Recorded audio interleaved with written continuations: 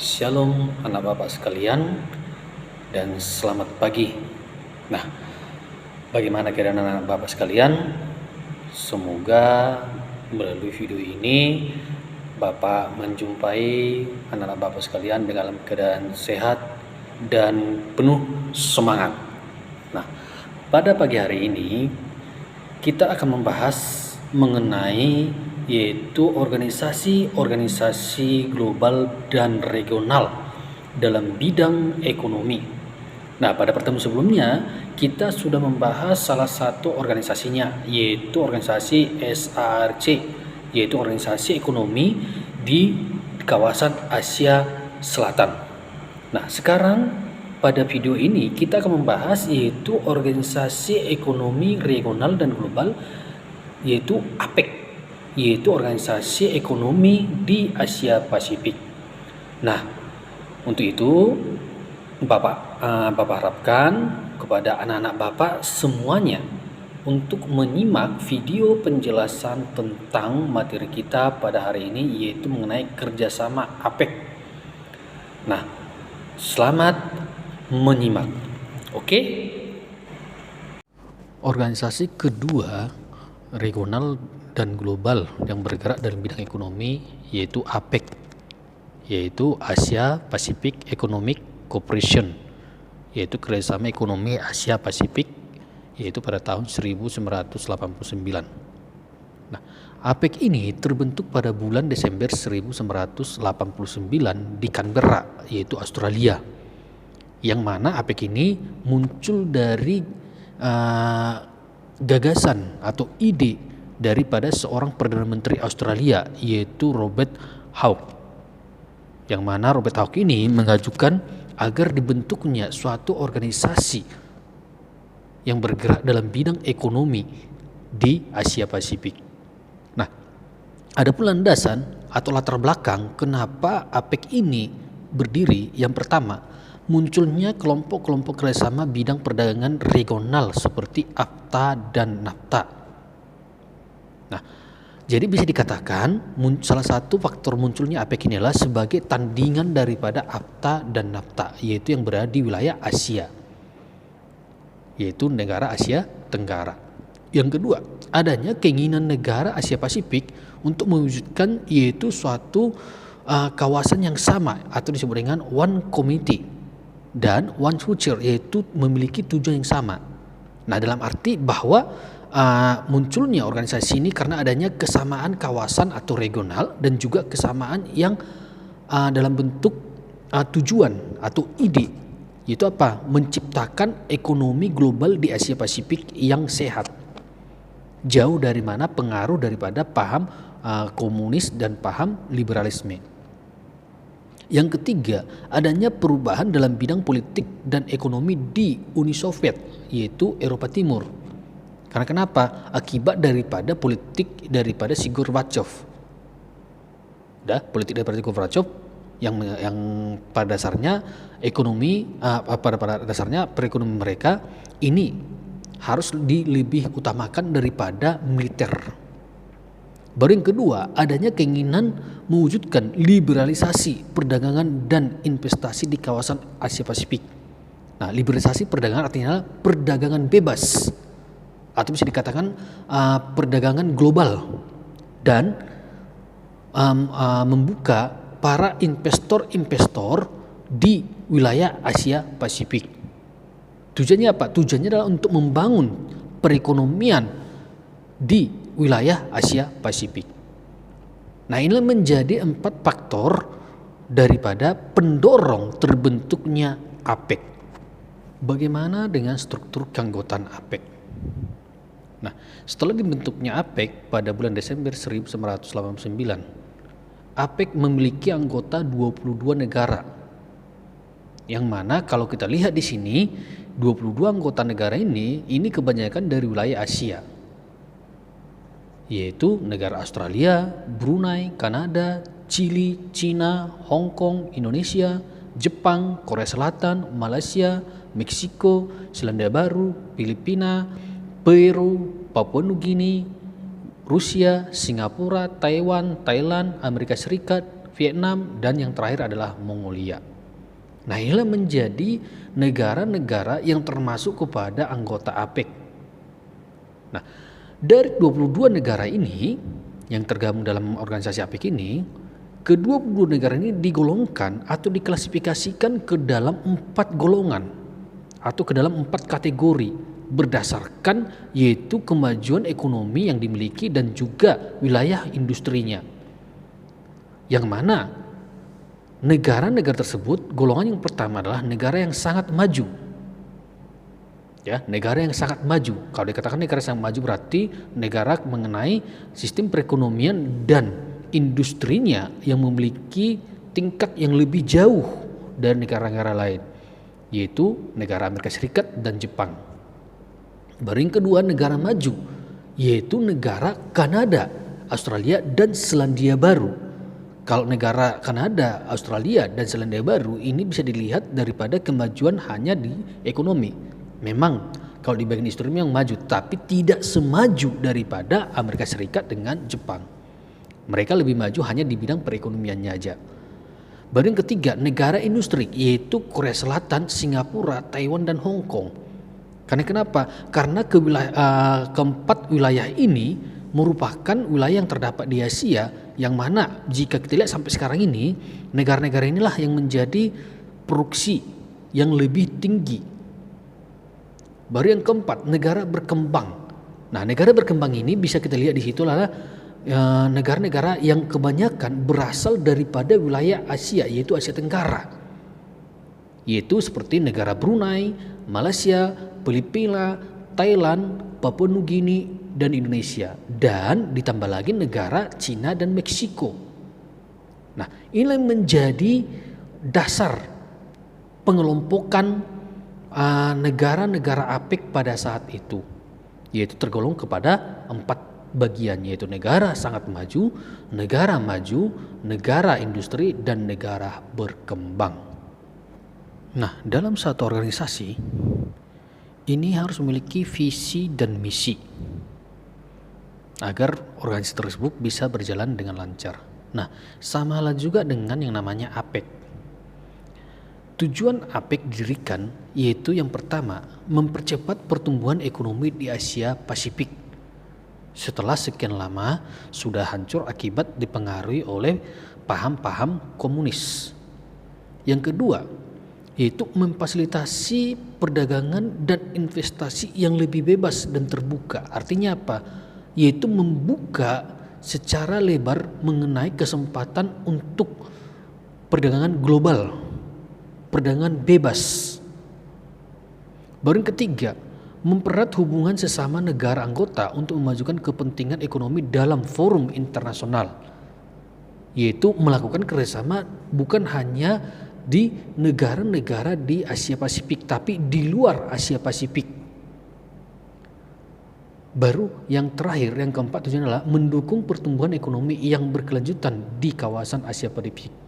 Artinya apa? Yaitu saling mendukung, saling membantu, yaitu pertumbuhan perekonomian di setiap negara-negara anggota yang termasuk ke dalam Asia Pasifik.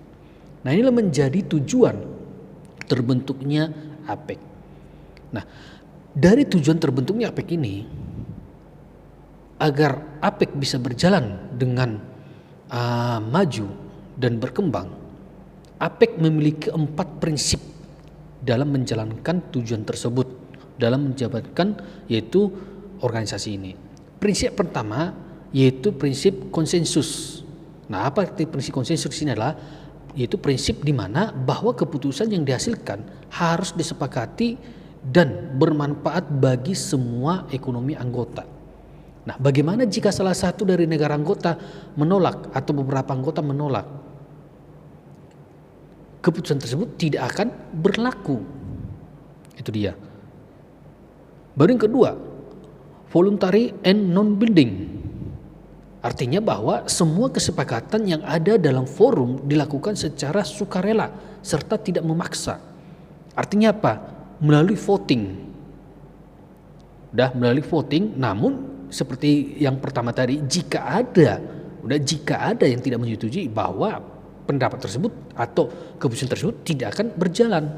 Maka dikatakan di situ secara sukarela dan tidak ada pemaksaan.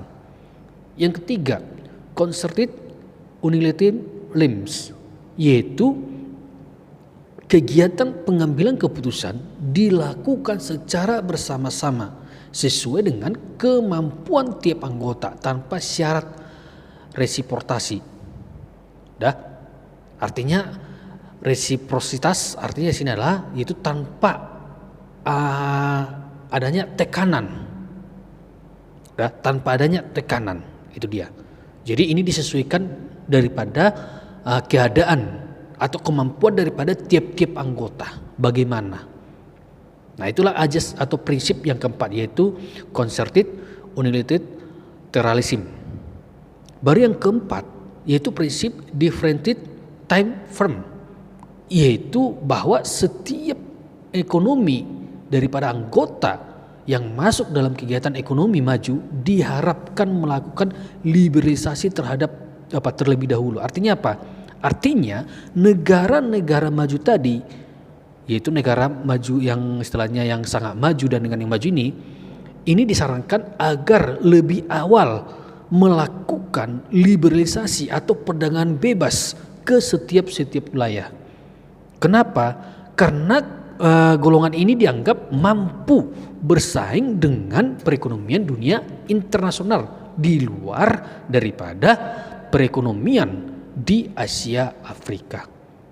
Nah, itulah 4 prinsip daripada kerjasama di APEC. Agar sistem perekonomian dan industrialisasi yang terdapat di negara-negara APEC bisa berkembang, bisa menjadi suatu organisasi yang lebih maju, organisasi APEC ini membuka atau membentuk dialog dalam bidang perekonomian dan industri. Yang mana dialog pertama adalah AELM, yaitu APEC Leaders Meeting, yang mana dialog ini yaitu forum pertemuan para pemimpin negara anggota APEC. Nah, ini yang pertama. Yang kedua, KTM, yaitu konferensi tingkat tinggi, yaitu forum atau pertemuan tingkat menteri negara anggota. Menteri apa? Menteri luar negeri. Baru yang ketiga, yaitu konferensi tingkat tinggi atau KTT, yaitu pertemuan setiap tahun yang dilakukan di setiap negara-negara anggota. Nah, inilah bentuk-bentuk kerjasama yang terdapat di APEC, yaitu kerjasama dalam bidang dialog. Nah, apa saja yang dibahas? Yang dibahas di sini bukan hanya daripada perekonomian, tidak, tapi yang dibahas di sini adalah mengenai bagaimana cara mengatasi ancaman-ancaman yang sedang terjadi, yang mengancam mengenai sistem perekonomian dan juga sistem keamanan di negara-negara Asia Pasifik. Nah, inilah yang menjadi pokok pembahasan di dialog kerjasama ini, yaitu ALM, KTM, dan KTT. Nah, bagaimana peranan APEC ini bagi Indonesia? Nah, peranan APEC bagi Indonesia di situ ada 4. Yang pertama, yaitu sarana untuk membangun kepercayaan dan hubungan yang saling menguntungkan dengan negara-negara dalam bidang ekonomi mitra strategis Indonesia di kawasan Asia Pasifik.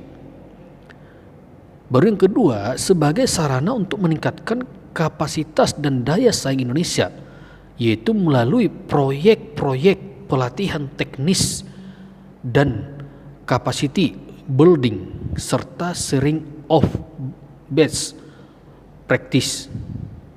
Baru yang ketiga, yaitu sarana untuk memastikan bahwa pasar Asia Pasifik tetap terbuka bagi produk ekspor unggulan Indonesia, terutama yaitu produk batik. Karena kita ketahui produk yang paling terkenal di Indonesia adalah produk batik. Nah, terjadinya peningkatan total perdagangan Indonesia dengan ekonomi APEC lainnya yaitu sebesar 276,58 triliun US dollar, yaitu pada tahun 2013, dibanding dengan pendapatan pada tahun 1991, yaitu sekitar 29,9 miliar US dollar.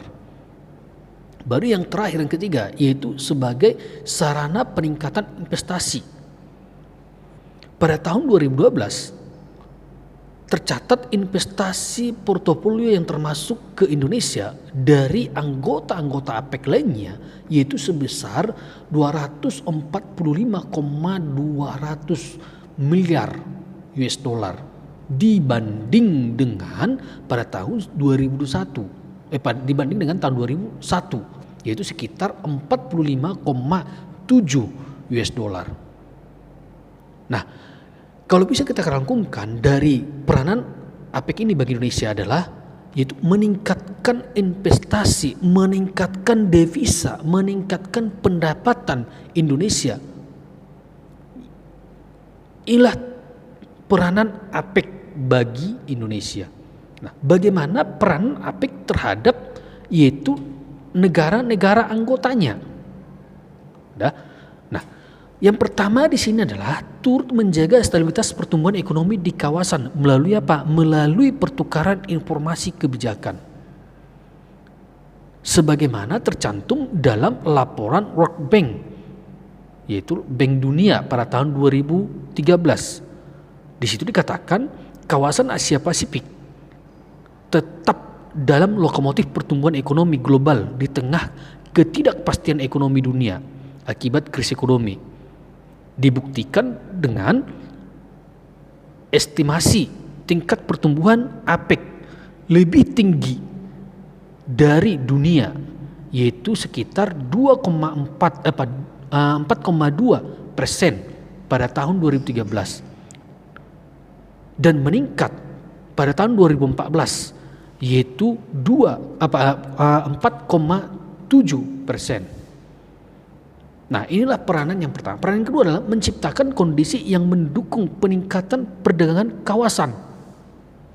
Dalam hal apa? Yaitu menentukan tarif rata-rata turun dari 16,9% tahun 1989 menjadi 6,6% tahun 2008 dan 5,8% tahun 2010 serta turun tipis menjadi 5,7% pada tahun 2012.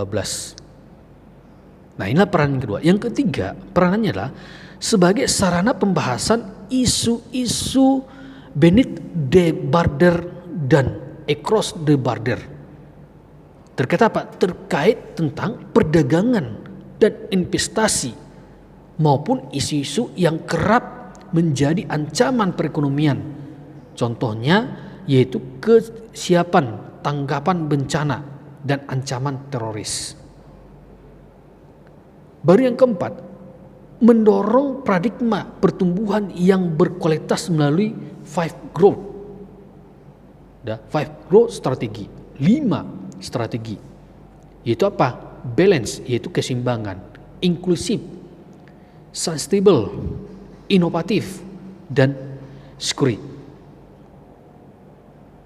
Dan yang terakhir, yang kelima, yaitu mempermudah dan memfasilitasi dunia usaha antara lain melalui skema APEC Business Travel Card atau ABTC.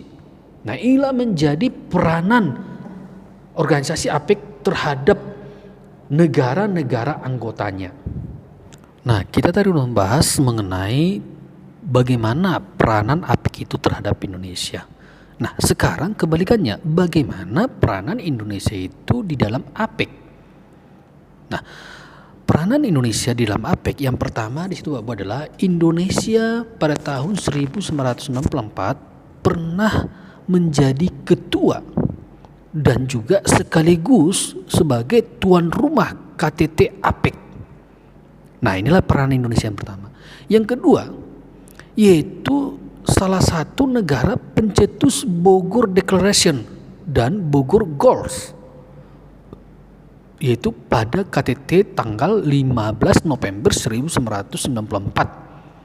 yang mana Bogor Deklarasi dan Bogor Goals ini berisikan tentang tekad para pemimpin ekonomi APEC yang dengan tegas menentang yang namanya pembentukan blok perdagangan tertutup, atau istilahnya yaitu bisa dikatakan terjadinya monopoli perdagangan.